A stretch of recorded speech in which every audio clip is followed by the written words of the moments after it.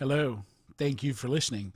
This is the near-death experience of Tom, and this experience occurred in 1970 and was documented on May 16th, 2017. Open quote. After watching many videos on NDEs and listening to different professionals state their opinions, I feel a sense of obligation to finally share my experience. With the help of Hubble, what I saw has definitely been verified. My NDE happened over 47 years ago when I was struck by lightning while talking on the telephone in my living room. According to several doctors at the hospital, it was a miracle that I was not physically damaged in any way. When I was able to talk, I kept telling them about the beautiful light and the magnificent journey that I'd taken through the stars. Nobody could explain to me where I'd been. It was my home doctor who later suggested that I had possibly been momentarily dead. I described the unforgettable light, capital L, to many people in the years that followed. Some people seemed to understand, but most thought it was probably just an illusion. During the 1980s and 1990s, a lot of doctors who made comments on NDEs described them as something that was programmed within the mind that took place during death in order to help people deal with the dying process. This came as a big disappointment to me. My beautiful experience with the multicolored light had taken away the fear of death and helped me move towards a path that would eventually allow me to understand much more about myself and the world/universe around me. Nobody could ever teach me from that perspective. I reluctantly began to accept the doctor's explanations with deep regret. Then one day in 2003, I was glancing through a newspaper and came across a picture taken by the Hubble telescope of the Cone Nebula. The picture was in color and instantly took my breath away. I trembled and my head spun. It looked exactly like the light, capital L, that I'd visited in 1970 and what I had been describing to people ever since. Even today, it seems like I was there only a moment ago. The light was the most beautiful experience of love and security. Even after all these years, nothing has compared to it. It felt like I'd found my way home after being lost in a scary jungle. The light's multitude of vibrant colors all blended together in what seemed to be perfect harmony.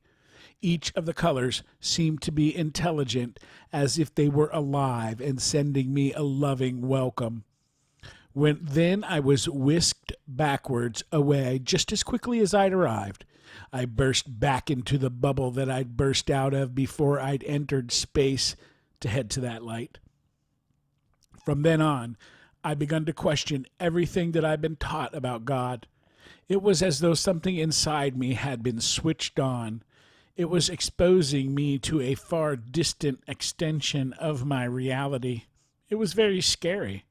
I was left with a huge void to fill and no knowledge on how to fill it. Motivated by an underlying driving force, I began searching for something, although I had no idea what it was. I went from one country to the next. I seemed to arrive just in time for disasters that included revolutions, typhoons, earthquakes, and other problems. There were so many times that I could have been killed, like the many others I saw around me. Then, one day, while I was napping in Hong Kong, I had a dream.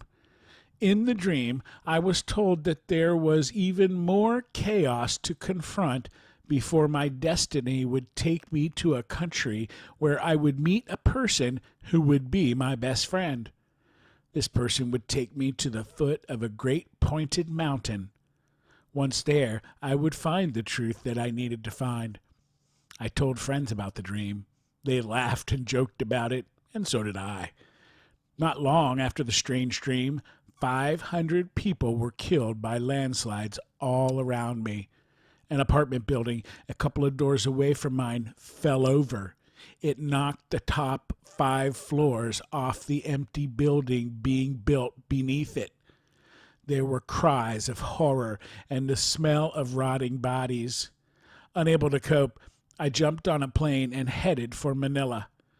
I arrived in time for a record-breaking flood and the revolution that ended the Marcos ruling.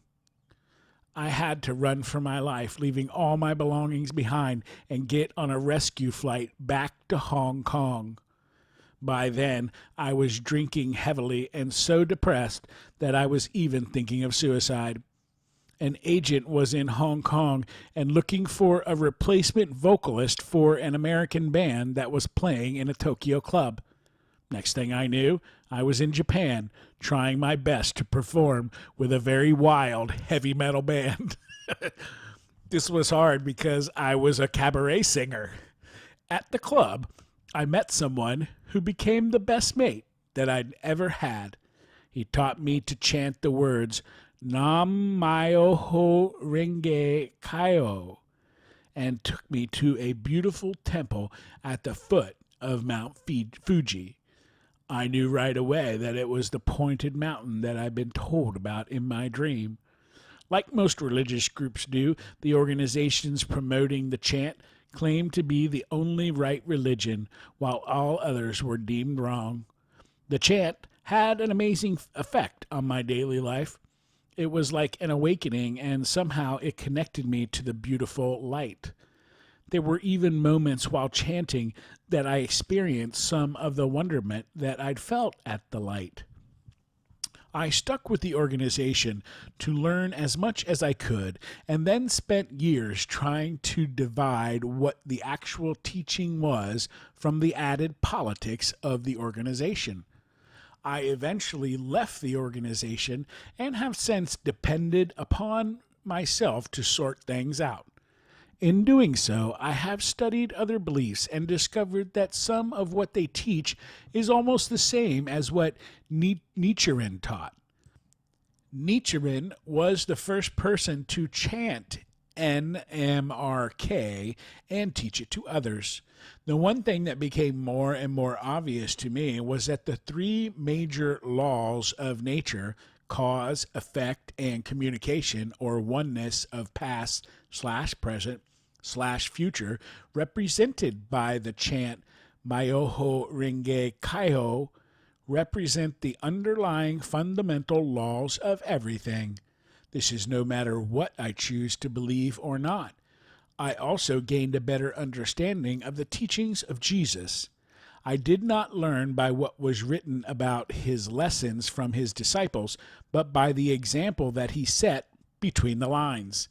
He also taught the law of nature, which is cause and effect, where we reap what we sow.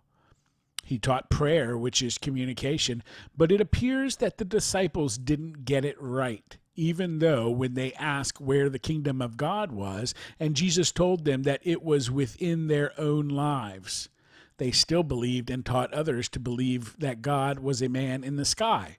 I also learned that, minus all the added misconceptions, Nichiren taught many of the same things as Jesus did.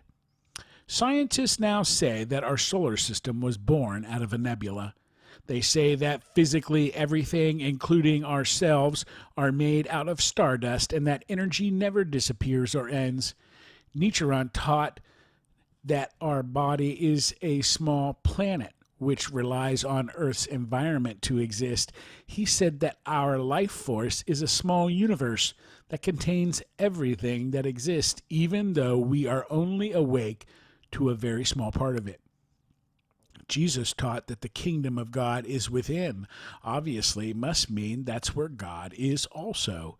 Nichiren taught that enlightenment, capital E, otherwise known as Buddhahood, is within. He also taught that there are millions of other worlds like ours with their own mountains, rivers, and moons.